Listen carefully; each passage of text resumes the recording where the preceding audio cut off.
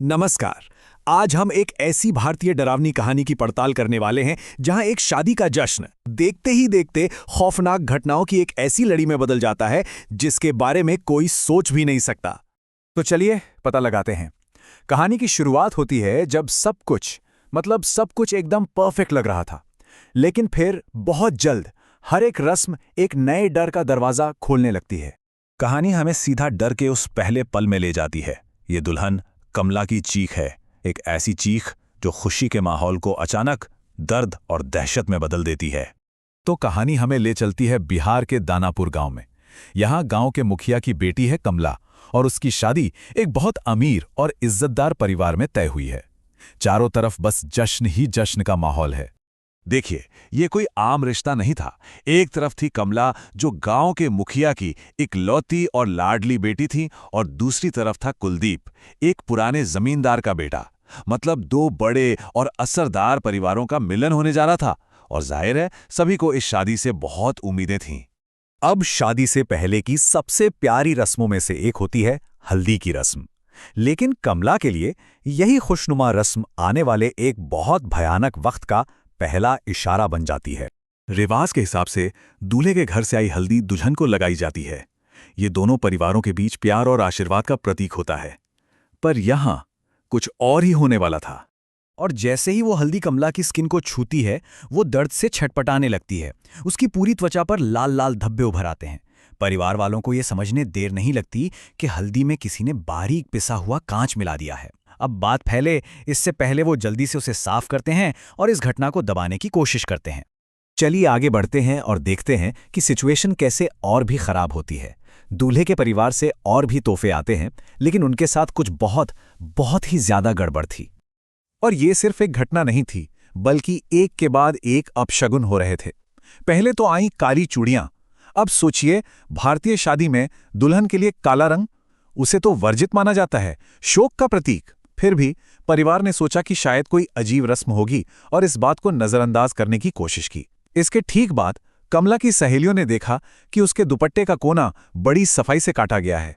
एक और बहुत बुरा अपशगुन। अब ये सिर्फ शक नहीं रहा था, ये डर में बदल रहा था। अब हम पहुंचते हैं शादी के उस पल पर, जयमाला के वक्त, जहां कमला को परेशान करने वाली वो ताकत सबके सामने सबसे डरावने तरीके से बाहर आती है।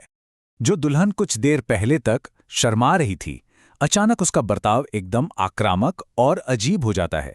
वो अपनी ही सहेलियों को, जो उसे सहारा दे रही थी, पूरी ताकत से दूर धकेल देती है।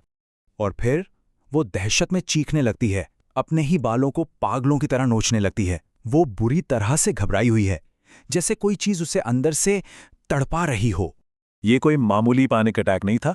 सबके देखते देखते उसके सिर से बालों का एक बड़ा गुच्छा, एक पैच गिर जाता है, और वहां एक बिल्कुल गोल चिकना सा निशान बन जाता है। सोचिए जरा, कितना खौफनाक मंजर रहा होगा वो, जिसने वहां मौजूद हर किसी को सन्न कर दिया था। तो अगर हम इन सारी घटनाओं को एक साथ रखकर देखें, कांच वाली हल्दी, वो अशुभ तोहफे, और फिर जयमाला में हुआ ये डरावना वाक्य, तो ये बात बिल्कुल साफ हो जाती है कि ये सब कोई इत्तेफाक नहीं था। ये एक सोचा समझा अलौकिक हमला लग रहा था। समारोह के बाद जब दोनों परिवार आपस में बात करते हैं, तो एक बहुत ही मामूली सा सवाल पूरी सच्चाई सामने ले आता है। और ये सच्चाई किसी की भी सूझ से कहीं ज्यादा डरावनी है। ये वो पल था जब सब दूध का दूध और पानी का पानी हो गया। कमला की मां पूछती हैं कि उन्होंने काली चूड़ियां क्यों भेजी, और ससुराल वाले एकदम हैरान। उन्होंने कहा कि उन्होंने तो शुभ लाल राजस्थानी चूड़ा भेजा था। इसका सीधा मतलब था कि किसी बाहरी बुरी ताकत ने रास्ते में तोहफों को बदल दिया था। इस खुलासे के बाद तो परिवार को पक्का यकीन हो गया कि ये किसी बुरी नज़र का ही असर है। अब वो इसे खत्म करने के लिए बेताब हो जाते हैं, और कमला की चाची एक रस्म करने की कोशिश करती हैं। नजर उतारना एक सदियों पुरानी प्रथा है, जिसे माना जाता है कि वो नकारात्मक ऊर्जा को दूर कर देती है। परिवार की ये आखिरी उम्मीद थी कि शायद इससे कमला को थोड़ी शांति मिल जाए। लेकिन जैसे ही चाची रस्म पूरी करने के लिए कमला को छूती हैं, उन्हें एक जोरदार झटका लगता है और वो हवा में उछलकर दूर जा गिरती हैं। ये इस बात का पक्का सबूत था कि कमला के साथ एक बहुत शक्तिशाली ताकत जुड़ी हुई है और वो अपनी हिफाजत कर रही है। खैर, जैसे तैसे शादी तो हो गई, लेकिन जश्न की जगह हर किसी के मन में एक गहरा डर और बेचैनी थी।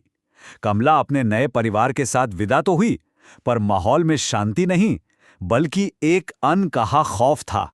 और हैरानी की बात यह है कि ससुराल पहुंचने पर सब कुछ एकदम नॉर्मल हो जाता है। कोई अजीब घटना नहीं होती। परिवार को यह सोचकर तसल्ली मिलती है कि चलो शायद जो भी बला थी वो कमला के मायके में ही पीछे छूट गई है। लेकिन क्या वाकई सब कुछ ठीक हो गया था? यही सवाल कहानी के दिल में है। क्या ये शांति वाकई में एक अंत था, या आने वाले एक बहुत बड़े तूफान से पहले की खामोशी? और कहानी हमें इसी भयानक ख्याल के साथ अकेला छोड़ जाती है। ये शांति अंत नहीं थी, बल्कि शायद एक और भी भयानक शुरुआत का संकेत थी। और ये हमें सोचने पर मजबूर करती है कि कमला के साथ आगे क्या हुआ होगा।